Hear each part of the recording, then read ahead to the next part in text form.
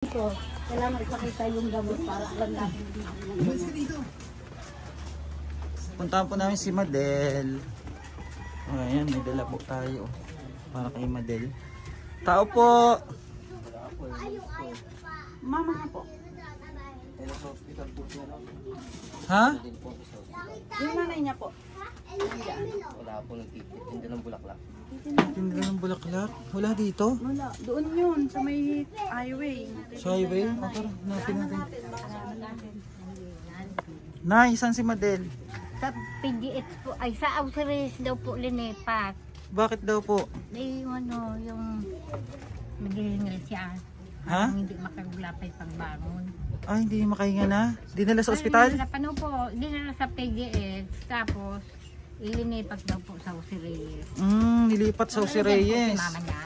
Wala po eh. Saan ka namin makita yung mama niya? Eh, yun nga, ang sabi kanina, sabihin ko daw kung saan. Pero kasama kaya si nanay niya na doon sa ospital. Yung isa yata nagsunod na yun, kasi kanina, yung dalawang kapatid mo na Asan yung mga kapatid? nandoon.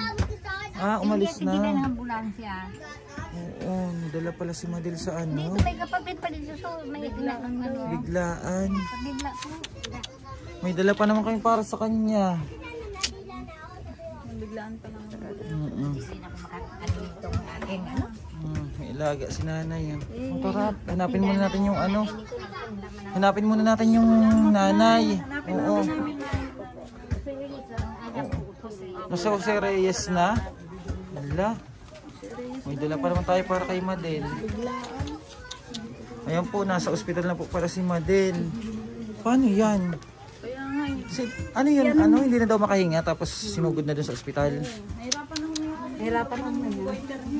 Sabi ko na nga ba yung ano niya eh, dapat unang maano yung sa goiter niya eh. Pumunta kasi kami dito kahapon, wala po siya. Dalawang beses na kaming bumalik. Wala siya, nagtinda pa daw ng bulaklak kahapon. Wala, nasa ospital. Dala na daw sa ospital. Oo.